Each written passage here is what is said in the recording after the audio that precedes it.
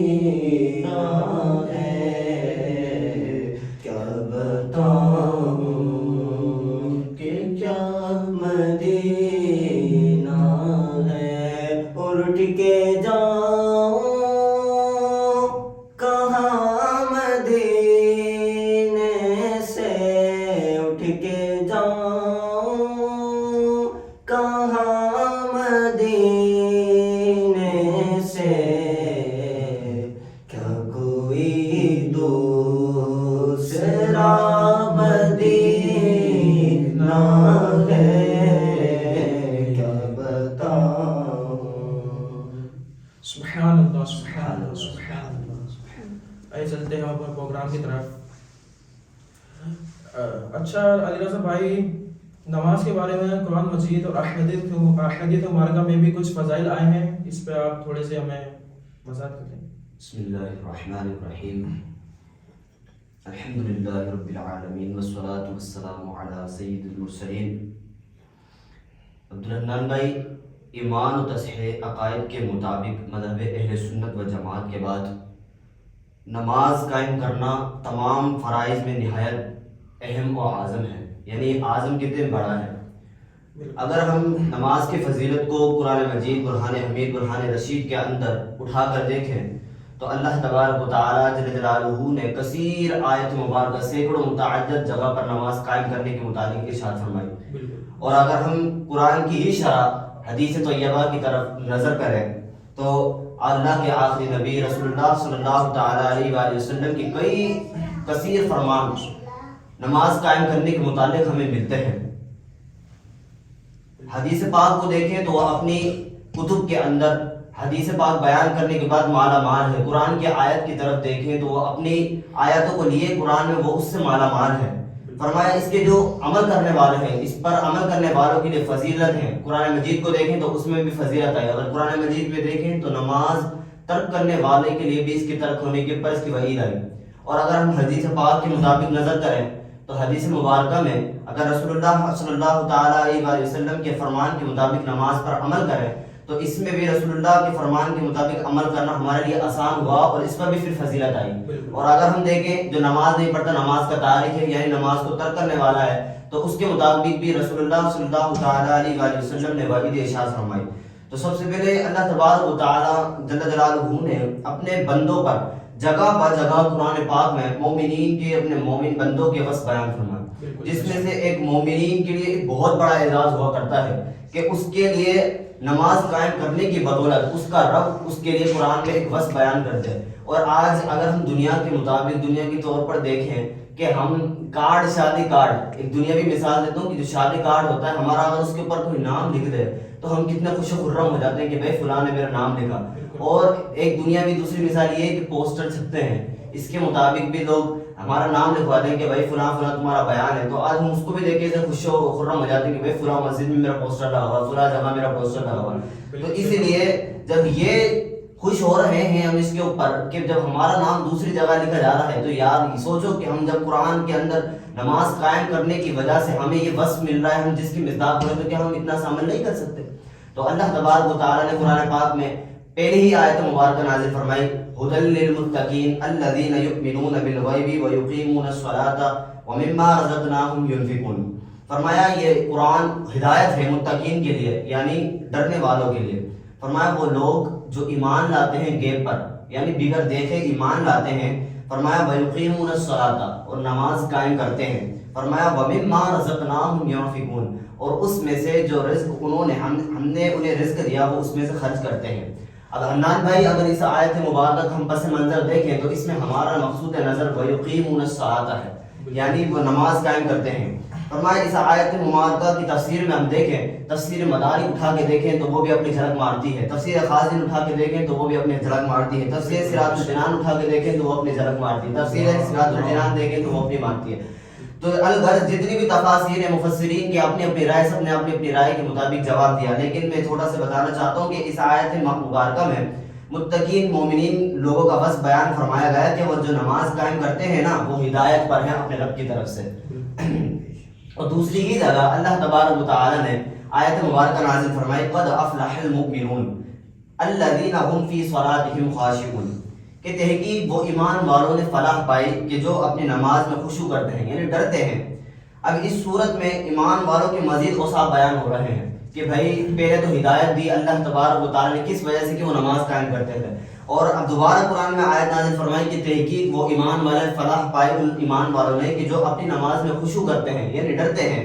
اب اس صورت میں ایمان والوں کی مزید اوصاف بیان فرمانے کے بعد پھر ان کے رب نے فرمایا کہ والذین هم فی صلاتهم یحافظون کہ یہ لوگ جو ہیں ایمان والے فلاح تو پا رہے ہیں. کس وجہ سے فلاح پا رہے ہیں؟ کیا دنیا کے بازار میں رہ کے فلاح پا رہے ہیں؟ نہ. تو فرمایا کہ والذین هم فی صلاتهم یحافظون وہ لوگ فلاح پا رہے ہیں کس وجہ سے؟ فرمایا وہ اپنی نماز کی حفاظت کرتے ہیں.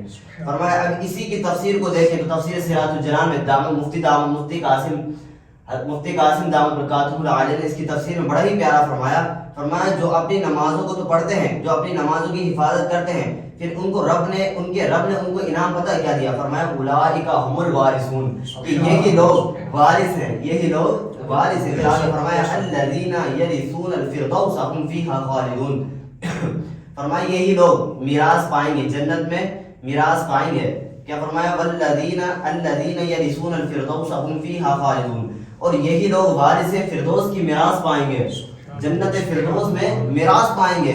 فرمایا اور اس میں ہمیشہ رہیں گے. سبحان اللہ. اللہ تبارک تعالیٰ ہمیں بھی ایسی توفیق دے کہ ہم بھی نماز پڑھیں. اب یقین مانیے اتنی اچھی فضیلت سن کر کہ ہم نماز پھر بھی نہ پڑھیں تو یار آج اگر ہم دیکھیں کہ دنیا کے اندر ہم چھوٹا سا کام کر دیں تو ہم کہتے ہیں کہ بھائی میرے کو انعام چاہیے, تم نے یہ انعام دینا, میں نے یہ کام کر دیا. اب ہمارا رب فرما رہا ہے کہ وَيُقِيمُونَ الصَّلَاةَ, ہم نماز قائم کرتے ہیں, وہ ہدایت کریں. اور کہیں فرمایا کہ قَدْ أَفْلَحَ الْمُؤْمِنُونَ, تحقیق ان ایمان والوں نے فلاح پائی کہ جنہوں نے اپنی نمازوں کی حفاظت کی, جو اپنی نمازوں کی حفاظت کرتے ہیں. پھر فرمایا رب نے تمہیں انعام دیا کہ اولئک هم الوارثون, کہ یہی لوگ وارث ہیں کہ فردوس کی میراث پائیں گے, اور فرمائیے اس میں ہمیشہ رہیں گے. اب اسی کی تفسیر میں تفسیر خازن اٹھا کے دیکھیں تو اس میں بھی اپنی جھلک آپ ہے, تفسیر خازن اٹھا کے دیکھیں تو اس میں اپنی جھلک آپ ہے, تفسیر جلالین دیکھیں تو اس میں اپنی جھلک آپ ہے, اور تفسیر مدارک دیکھیں تو اس میں اس کی تفسیر اپنی جھلک آپ ہے. تو فرمایا کہ جو اپنی نمازوں کی حفاظت کرتے ہیں, تو فرمایا اس آیت کی تفسیر کی طرف اگر ہم نظر کریں, نظر کرنے کے بعد نظر کریں تو ہمیں معلوم ہوتا ہے کہ کامیابی حاصل کرنے والے وہ مؤمنین ہیں جو اپنی نمازوں کی حفاظت کرتے ہیں اور انہیں وقت پر ادا کرتے ہیں. اور ایک مرتبہ اللہ تبارک و تعالیٰ نے ایک اور آیت مبارکہ نازل فرمائی, وَأَقِيمُوا الصَّلَاةَ وَآتُوا الزَّكَاةَ وَأَطِيعُوا الرَّسُولَ لَعَلَّكُمْ تُرْحَمُونَ, کہ تم نماز قائم کرو. اللہ تبارک و تعالیٰ نے نماز قائم کرنے کا ہمیں حکم دیا کہ تم نماز قائم کرو. یہ اقیم الصلاۃ, یہ عدنان بھائی امر کے معنی میں استعمال ہوا ہے. امر کا معنی یہ ہوتا ہے کہ امر جو ہوتا ہے وہ وجوب کے لیے ہوتا ہے, یعنی کسی کام کو دوسرے کام پر واجب کرنا, کہ اس کے اوپر کہ فلاں کام تجھے کرنا ہے, یہ تو لازم و ملزوم ہے. آج اگر ہم دنیا کی بات دیکھیں تو کوئی ہمیں کہتا ہے کہ بھائی تجھے یہ کرنا ہے جا کے, تو ہم کسے مانتے؟ تو اللہ تبارک و تعالیٰ جل جلالہ نے ہمیں حکم دیا کہ وَأَقِيمُوا الصَّلَاةَ وَآتُوا الزَّكَاةَ وَأَطِيعُوا الرَّسُولَ لَعَلَّكُمْ تُرْحَمُونَ, کہ اے ایمان والو تم نماز قائم کرو اور زکوٰۃ ادا کرو اور رسول اللہ کی اطاعت کرو تاکہ تم پر رحم کیا جائے. اور یہی ختم نہ کیا, ایک آیت مبارکہ اور سناتا ہوں پھر اپنی جگہ دوں گا کہ وَاسْتَعِينُوا بِالصَّبْرِ وَالصَّلَاةِ وَإِنَّهَا لَكَبِيرَةٌ إِلَّا عَلَى الْخَاشِعِينَ. اب اس آیت مبارکہ کا ترجمہ ہے کہ اور تم مدد چاہو نماز سے اور صبر سے, اور بے شک یہ ضرور گرا ہے, یعنی بھاری ہے ڈرنے والوں پر. فرمایا کہ اور اگر ڈرنے والوں پر کیا ہے, بھاری ہے. اب اس آیت کو دیکھیے تو اس میں بھی ہمارا مقصود نظر میں کیا نظر آتا ہے, وَأَقِيمُوا الصَّلَاةَ بِالصَّبْرِ وَالصَّلَاةِ وَاسْتَعِينُوا بِالصَّبْرِ وَالصَّلَاةِ. اب اس کی تفسیر میں تفسیر فضائل العرفان, جو کہ سید اعلیٰ حضرت امام احمد رضا فاضل بریلوی رحمۃ اللہ تعالی کے خلیفہ حضرت سیدنا صدر الافاضل حضرت علامہ مولانا محمد نعیم الدین مرادآبادی رحمۃ اللہ تعالی نے آپ کی تفسیر میں, یعنی تفسیر اعلیٰ حضرت امام احمد رضا خان کی تفسیر کے اندر ہی آپ کی تفسیر موجود ہے. تو فرمایا کہ نعیم الدین مرادآبادی رحمۃ اللہ تعالی نے فرماتے ہیں, اس آیت کی تفسیر میں لکھتے ہیں اپنی حاجتوں میں صبر اور نماز سے مدد چاہو. مزید آپ نے ایک اور جگہ لکھا کہ اس میں مصیبت کے وقت نماز کی طرف استعانت, یعنی نماز کے وقت نماز سے استعانت کرنا, یعنی مدد طلب کرنا کی تعلیم بھی ارشاد فرمائی کہ بھائی جب تمہیں کوئی پریشانی آئے, مصیبت آئے, تو تم نماز کی طرف رجوع کرو, کہ نماز پڑھو. کہ اس میں تفسیر میں فرمایا گیا کیونکہ نماز جو ہے نا یہ عبادت بدنیہ بھی ہے اور نفسانیہ کی جامع بھی ہے, اور اس میں قرب الہی بھی حاصل ہوتا ہے. سبحان اللہ سبحان اللہ سبحان اللہ. اب اچھا شاہ رخ بھائی, ہمیں کچھ مدنی فرما دیں کیا ہمارے بزرگان دین, ہمارے اسلاف کہ نماز کے بارے میں کیا جذبات ہوا کرتا تھا, کیا ان کا نماز کے حوالے سے انداز ہوا کرتا تھا, کچھ اس پہ بھی روشنی ڈالیں. نحمدہ ونصلی ونسلم علی رسولہ الکریم. عبدالرحمن بھائی, ہمارے جو اسلاف تھے, صحابہ کرام, بزرگان دین, اور ہمارے جو اسلاف تھے, ان کا جو جذبات تھے نماز کے حوالے سے, انہوں کے احساسات جو تھے وہ یقیناً قابل دید تھے.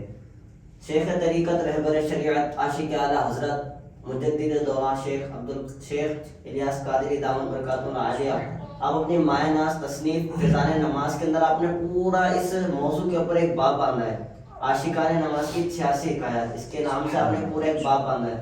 اس میں آپ بیان کرتے ہیں کہ صحابی, ایک رسول اللہ صلی اللہ علیہ وسلم کے صحابی حضرت سیدنا شداد بن اوس رضی اللہ تعالی عنہ, شداد بن اوس رضی اللہ تعالی عنہ کی شادی کی پہلی رات تھی.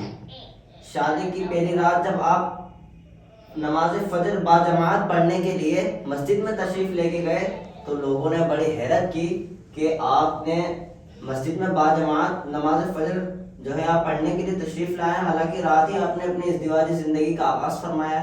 آپ نے فرمایا واللہ، یعنی اللہ عز و جل کی قسم، اگر کوئی عورت مجھے نماز فجر سے روکے، با جماعت سے روکے، تو یقیناً وہ بری ہوگی. تو ہمیں اس سے یہ سبق ملا، ایک تو یہ کہ ہمارے بزرگان دین کو کس قدر نماز کے جو ہے جذبات اور ان کے احساسات ہوا کرتے تھے، یعنی اپنے ہر کام پر نماز کو فوقیت دیا کرتے تھے.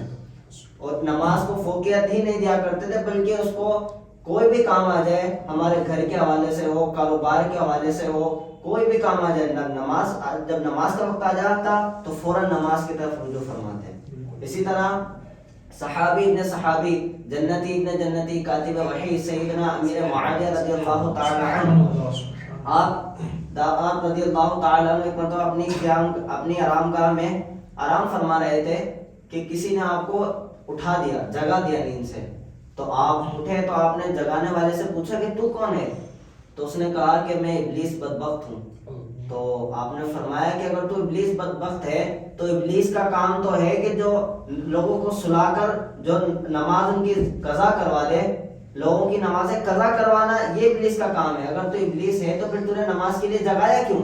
تو ابلیس نے کہا کہ معاملہ جو ہے وہ یہ ہے کہ اگر آپ کی نماز با جماعت قضا ہو جاتی تو آپ کو اس کے اوپر اتنا غم ہوتا، آپ اس پر اتنی جو ہے گریہ وزاری فرماتے، آپ اس پر اتنا جو ہے آپ کو شدید غم ہوتا کہ اللہ تعالیٰ آپ کو 2 رکعت کے بدلے میں 200 رکعت عطا فرماتے. اور میں تو ویسے ہی مسلمانوں کا حاسد ہوں، تو میں کب یہ چاہتا تھا کہ آپ کو 2 رکعت کے بدلے میں 200 رکعتیں کا ثواب مل جائے. تو یہ ہمارے صحابہ کرام بزرگان دین کا طریقہ ہوا کرتا تھا کہ کوئی بھی وقت آ جائے، کسی بھی کٹھن مرحلہ ہو، نماز جو ہے نماز کو ترک نہیں کرنا ہے. فرض نماز کو، بالخصوص فرض نماز کو، یہ تو دیکھیں نماز تو ایسی چیز ہے نا کہ اس کے اندر کوئی دوسرا آپشن ہی نہیں ہے. ایسا نہیں کہ پڑھنی ہے یا نہیں پڑھنی، نہیں، پڑھنی ہی ہے، ہر حال میں ہمیں نماز تو پڑھنی ہے.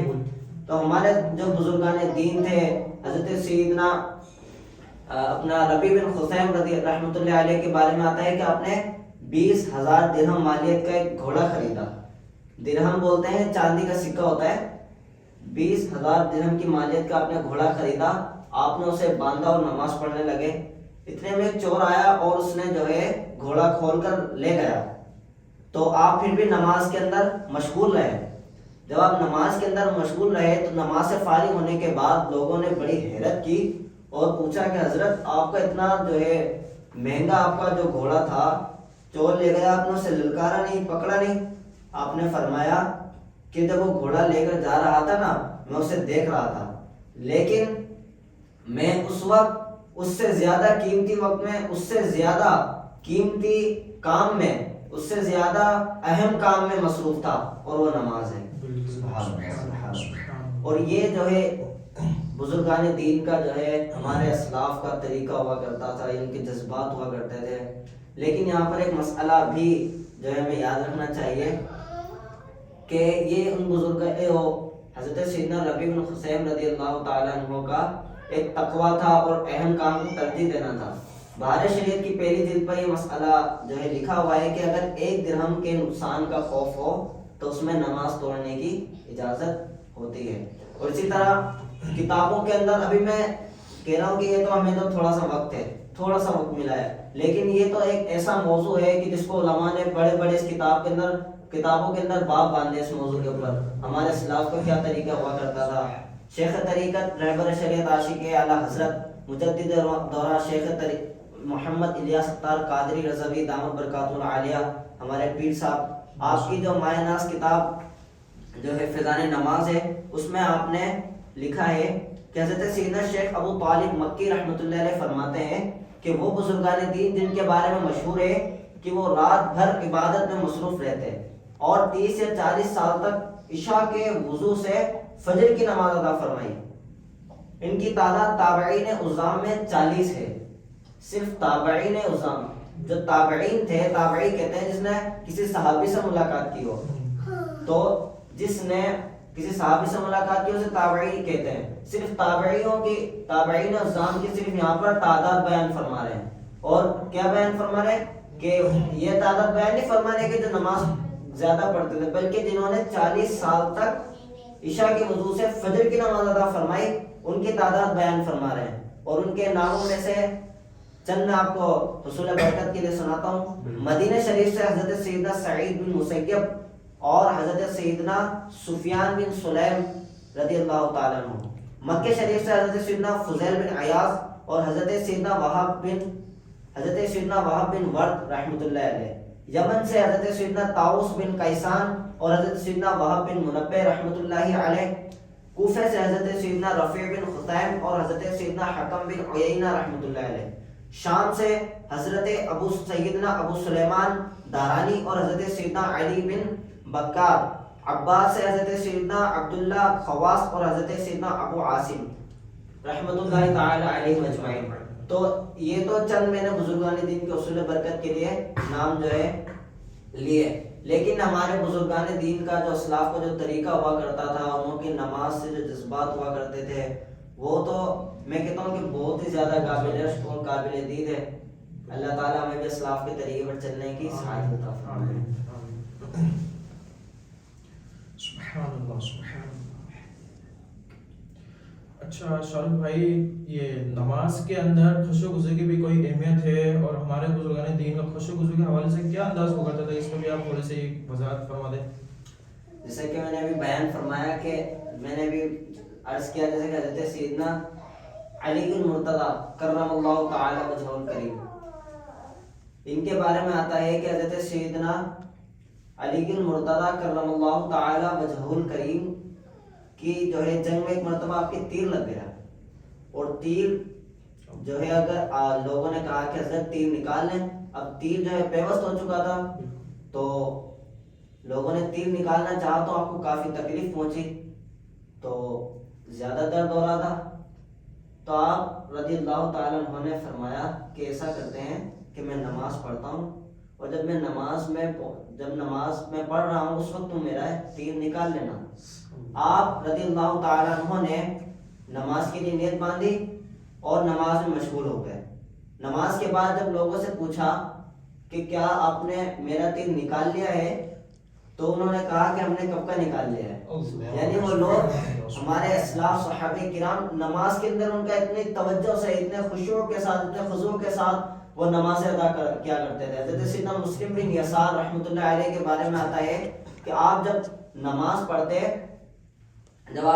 پڑھتے تو آپ ایسا گویا کہ ایسا لگتا کہ کوئی کپڑا لٹکا ہوا ہے، یعنی ذرا بھی حرکت نہ فرما.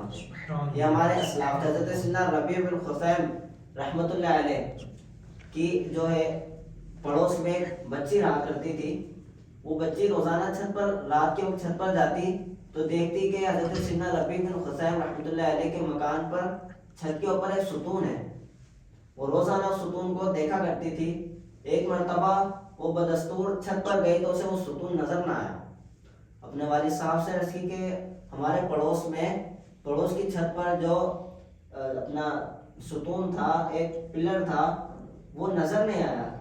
تو والد صاحب نے بتایا کہ بیٹا وہ کوئی ستون نہیں تھا، بلکہ ہمارے ایک نئے پڑوسی سیدنا ربیع بن خثیم رحمۃ اللہ علیہ تھے، جو رات شروع ہوتے ہی قیام میں کھڑے ہو جاتے اور پوری رات نماز پڑھتے رہتے. اور آپ کے خشوع کی برکت ایسی تھی، خشوع کا ایسا انداز تھا، نماز پڑھنے کا ایسا انداز تھا کہ وہ بچی آپ کو ایک پلر تصور کیا کرتی تھی رات کے اندھیرے میں. عمران بھائی اگر ہم دیکھیں بھی ہم نے کچھ اس میں نے جب آیت مبارکہ آپ کو سنائی تو اس میں بھی تھا کہ خاشعون، یعنی وہ اپنی نمازوں میں کیا کرتے ہیں، خشوع خضوع کرتے تھے. تو آیت سے بھی ثبوت ہو گیا اور حدیث پاک سے بھی ثبوت ہو گیا اس کا کہ خشوع کرنے والوں کو اللہ نے پھر وہاں پر میراث کی، فردوس کی میراث دی تھی اور یہاں پر اتنا بڑا انعام دے دیا. قرآن سے بھی دلیل ہو گئی، ثابت ہو گیا، حدیث پاک سے بھی ثابت ہو گیا. اب ہم اگر حدیث پاک کی طرف نظر کریں تو رسول اللہ صلی اللہ تعالیٰ علیہ وآلہ وسلم کے فرمان کثیر ہیں نماز قائم کرنے والوں کے متعلق. اب دیکھیں تو تنبیہ الغافلین کی حدیث پاک کی بہت ہی پیاری کتاب ہے. اور اگر دیکھیں سنن کبریٰ للنسائی، نسائی کی سنن کبریٰ کی حدیث پاک کی کتاب ہے. الزواجر یہ بھی حدیث پاک کی کتاب ہے. مسلم شریف حدیث پاک کی 66 میں شمار ہے ماشاءاللہ سے. یہ بھی ایک حدیث پاک کی کتاب ہے. اور شعب الایمان یہ بھی حدیث پاک کی ایک کتاب ہے. امام بیہقی رحمۃ اللہ تعالیٰ نے اس کو لکھا. اب ہم دیکھیں ان سب کی طرف نظر کریں تو ان سب کا مجھے خلاصہ نظر آیا کہ اللہ پاک کی خوشنودی کا سبب نماز ہے. بالکل بے شک. حدیث پاک فرمائیے کہ اللہ تبارک و تعالیٰ کی خوشنودی کا سبب نماز ہے. یعنی نماز قائم کریں گے تو ہم سے اللہ تبارک و تعالیٰ راضی ہوگا. اور مکی مدنی آقا صلی اللہ تعالیٰ علیہ وآلہ وسلم کی آنکھوں کی ٹھنڈک نماز ہے. اور انبیاء کرام علیہم السلام کی سنت نماز ہے. اس سے بڑھ کر اور کیا چاہیے؟ اللہ کے رسول صلی اللہ علیہ وسلم کی سنت نماز ہے. اور پھر اندھیری قبر کا چراغ نماز. یار اندھیری قبر میں جب جائیں گے کوئی ہمارا ساتھی نہیں, جو دوست ہے وہ سب چھوڑ کے چلے جائیں گے, ماں باپ ہمیں چھوڑ کے چلے جائیں گے, بھائی بہن ہمیں سب چھوڑ کے چلے جائیں گے. تو یہ کہہ رہے ہیں حدیث پاک کہہ رہی ہے کہ اندھیری قبر میں جب جائیں گے تو وہ ہمارے لیے نور نماز کی ہو جائے گی, چراغ ہو جائے گی, یعنی روشن ہو جائے گی. فرمایا نماز جو ہے یہ عذاب قبر سے بچاتی ہے, عذاب قبر سے بچاتی ہے. فرمایا نماز پل صراط کے لیے آسانی ہے. پل صراط یار اتنا باریک, بال سے زیادہ باریک, اس کے لیے نماز ہمیں اتنی بڑی فضیلت دے رہی ہے کہ نماز پڑھنے کی بدولت اس سے ہمیں کیا ہو رہا ہے, پل صراط کے لیے آسانی ہے, یعنی آسانی کے ساتھ گزر جانا ہے. اور پھر فرمایا نماز جو ہے نا یہ پل صراط کے لیے آسانی ہے. نماز نیکیوں کے پلڑے کو وزن کرتی ہے, بھاری کرتی ہے, بھاری بناتی ہے. اور نماز مومن کی معراج ہے. اب معراج اتنا بڑا تحفہ ہمیں ملا, ہم تو معراج میں نہیں جا سکتے کیونکہ انبیاء کرام کے لیے خاص ہے, اور بالخصوص ہمارے آقا و مولا حضرت محمد مصطفیٰ صلی اللہ تعالیٰ علیہ وآلہ وسلم کے لیے خاص ہے. تو یہ معراج ہمیں عطا ہو رہی کس کے ذریعے؟ نماز پڑھنے کے ذریعے. کہ نماز جو قائم کرتا ہے اس کو مومنین کی معراج کہا گیا.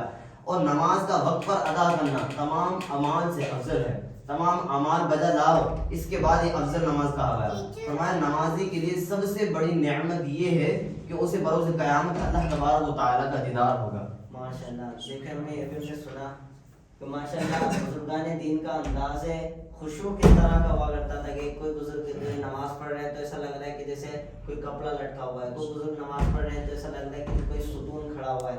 یہ ہمارے بزرگان دین کا خشوع کا انداز ہوا کرتا تھا. اور ایک ہمارا انداز ہے کہ آتے ہیں اور جو نیت باندھا اور جو پورے پاکستان کی سیر کر لی 4 رکعتوں میں, پورا ہم پاکستان گھوم کر آ جاتے ہیں. پورا علاقہ جو ہم نے دکان پر آج کمایا اس کا حساب ہم کر لیتے ہیں. اور نمازوں کا ہمارا کیا حال ہے ہم جانتے ہیں. ہر شخص اپنے آپ کو بہتر جانتا ہے. تو ہمیں چاہیے کہ اپنے نمازوں کے اندر خشوع و خضوع پیدا کریں. نماز پہلی اول بات تو یہ ہے کہ نماز کو پابندی سے پڑھنا ہے, اور پھر پڑھنا بھی ہے اس کے حق کے ساتھ, یعنی خشوع و خضوع کے ساتھ ہم اللہ پاک کی بارگاہ میں حاضر ہو رہے ہیں. حضرت سیدنا زین العابدین رضی اللہ تعالیٰ عنہ, سیدنا زین العابدین رضی اللہ تعالیٰ عنہ جب وضو کر کر نماز کے لیے کھڑے ہوتے تو آپ کا چہرہ مبارک سرخ ہو جاتا, اس خوف سے کہ میں کس کی بارگاہ میں کھڑا ہو رہا ہوں. اللہ رب العزت کی بارگاہ میں کھڑے ہوتے ہوئے ان کا انداز ہوا کرتا تھا, جبکہ وہ اہل بیت میں سے تھے. اہل بیت میں سے تھے, صحابی ہیں, حضرت تابعی حضرت سیدنا زین العابدین رضی اللہ تعالیٰ عنہ کی اتنی بڑی شان ہے. ہمارے اسلاف جو ہے وہ کوئی گناہ جو ہے وہ کرتے نہیں تھے پہلی بات تو, پھر وہ اللہ کا اتنا خوف کیا کرتے تھے. اور ہماری نمازوں کا ایک تو اول تم نماز پڑھتے ہی نہیں, اور اگر پڑھ بھی لیں تو نمازوں کا کیا حال ہے. اللہ کریم سے دعا ہے کہ ہمیں اسلاف کے طریقے پر اچھے انداز میں نماز ادا کرنے کی توفیق عطا فرمائے. عبدالرحمن مسند امام احمد بن حنبل کی ایک حدیث باب مجھے بھی یاد آئی کہ صحابی ابن صحابی حضرت سیدنا عبداللہ بن عمر رضی اللہ تعالیٰ عنہ سے روایت ہے کہ آقا دو عالم نور مجسم صلی اللہ تعالیٰ علیہ وآلہ وسلم نے ارشاد فرمایا, جو صبح کی نماز پڑھتا ہے تو وہ شام تک اللہ تبارک و تعالیٰ کے ذمہ کرم پہ رہتا ہے.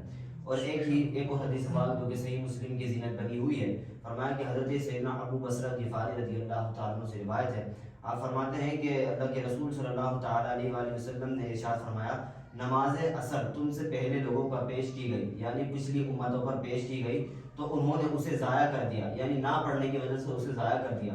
لہذا جو اسے پابندی سے ادا کرے گا اسے دگنا اجر ملے گا. اور ایک اور روایت خادم نبی حضرت انس رضی اللہ تعالیٰ عنہ سے روایت ہے کہ نبی پاک صلی اللہ تعالیٰ علیہ وآلہ وسلم نے ارشاد فرمایا, جس نے مغرب کی نماز جماعت کے ساتھ ادا کی تو اس کے لیے مقبول حج اور عمرے کا ثواب لکھا جائے گا. سبحان اللہ, کتنی پیاری روایت ہے. فرمایا کہ حج اور عمرے کا ثواب لکھا جائے گا. گویا کہ اس نے اس طرح کہ اسے شب قدر میں قیام کیا. آج ہم دیکھیں حج ایک بدنی عبادت اور مشقت والی عبادت ہے. اگر یہ دیکھیں تو ابھی اس دور کے اندر تقریباً 9 یا 10 لاکھ روپے ہوں تو ہم حج پر جا سکتے ہیں, لیکن اگر کوئی اللہ تبارک و تعالیٰ کے رسول صلی اللہ تعالیٰ علیہ وسلم نے ہمیں اتنی آسانی دے دی کہ جو مغرب کی نماز پڑھ لے تو اس کے لیے حج اور عمرے کا ثواب ہمیں دنیا میں پاکستان میں رہتے ہوئے مل رہا ہے، تو کیا ہم اس فضیلت کی مصداق نہ بنیں؟ تو ہمیں چاہیے کہ ہم نماز بقیہ نمازوں کے ساتھ بھی مغرب کی نماز بھی ادا کرنے کی سعادت حاصل کریں. اور اچھا، جہاں نماز کے بارے میں اتنے فضائل ہیں وہاں نماز کو ترک کرنے کے نقصانات بھی ہیں، تو اس کی بھی تھوڑی سی وضاحت فرما دیں. عبدالحنان بھائی، اللہ تبارک و تعالیٰ نے قرآن پاک میں آیت مبارک نازل فرمائی فَوَيْلٌ لِّلْمُصَلِّينَ الَّذِينَ هُمْ عَن صَلَاتِهِمْ سَاهُونَ، کہ وہ لوگ جو اپنی نمازوں کو بھولے بیٹھے ہیں ان نمازیوں کے لیے کیا ہے؟ خرابی ہے. اب یہ قرآن فرما رہا ہے کہ ان نمازیوں کے لیے خرابی ہے جو اپنی نمازوں کو بھولے بیٹھے ہیں. بھولے بیٹھے سے مراد یہ ہے کہ جو نمازوں کو نہیں پڑھتے ان کے اوقات کو ضائع کر دیتے ہیں. اب یہ تو قرآن پاک میں اللہ تبارک و تعالیٰ نے فرما دیا. اب اگر ہم حدیث پاک کی طرف، حدیث کی کتب کی طرف روشنی کریں، نظر کریں، تو اس میں بھی رسول اللہ کے کثیر فرمان موجود ہیں. فرمایا ایک مرتبہ رسول اللہ صلی اللہ تعالیٰ علیہ وآلہ وسلم نے ارشاد فرمایا جس نے نماز کو قصدن یعنی جان بوجھ کر چھوڑا تو اس کا نام اس دروازے پر، جہنم کے اس دروازے پر لکھ دیا جائے گا جس سے وہ داخل ہو. اگر دنیا کے اندر ہم دیکھیں کہ وہ کوئی بری جگہ ہو اور اس پر ہمارا نام لکھ دیا جائے تو ہم کتنا ناگوارا گزرتے ہیں. تو جہنم کے اس دروازے پر جس سے وہ داخل ہوگا اس پر اس کا نام لکھ دیا جائے گا. یار ہمیں چاہیے کہ ہم اللہ تبارک و تعالیٰ کی اس نماز عبادت و کثیر تعداد کے ساتھ، نماز فرض نماز کے ساتھ بھی، نفل نماز کے ساتھ بھی ادائیگی کی بجا آوری کریں. اللہ پاک ہم سب کو عمل کرنے کی سعادت عطا فرمائے.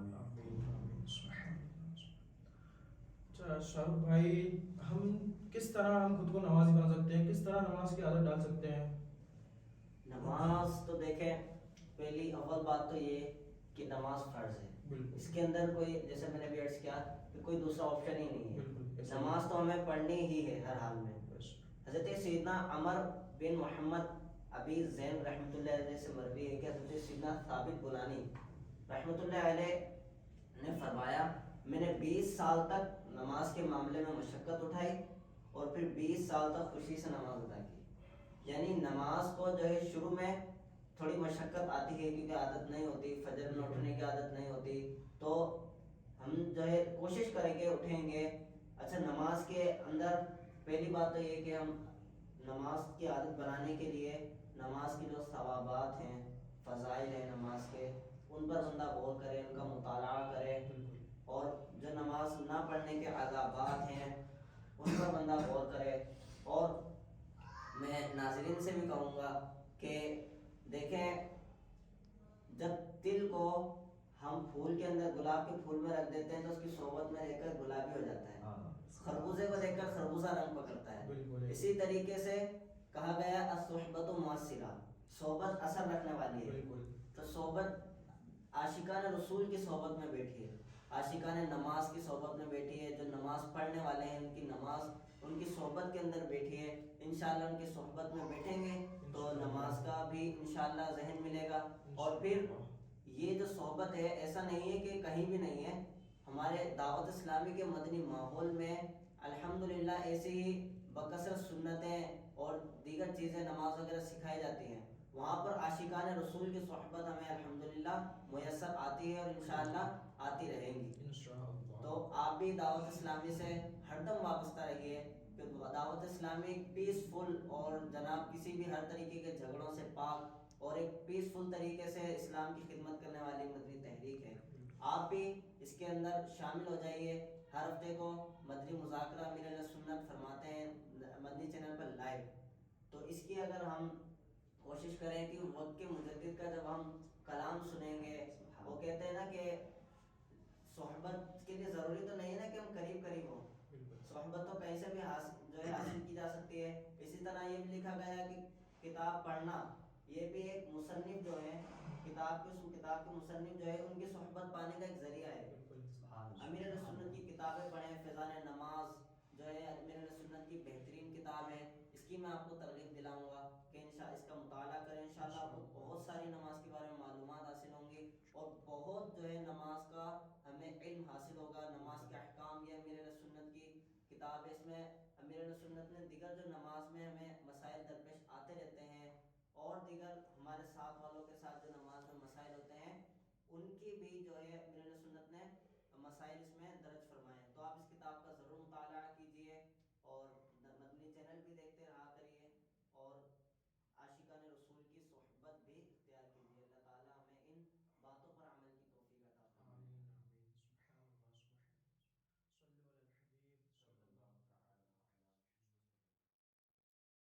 नाज़रीन कराम, हमारा प्रोग्राम का वक्त इख्तिताम पर पहुँचाए।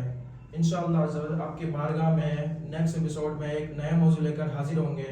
इसी तरह की बहुत सारी इस्लामिक वीडियोस देखने के लिए हमारा चैनल नूर इस्लाम ज़रूर सब्सक्राइब करें और हमारी वीडियो को ज़्यादा से लाइक करें और ज़्यादा से ज़्यादा शेयर करें, और अगर हमारी कोई गलती पाएँ तो कमेंट्स में ज़रूर इस्लाह फरमाएँ। सल्लल्लाहु अलैहि हबीब सल्लल्लाहु तआला अला मुहम्मद सल्लल्लाहु अलैहि वसल्लम।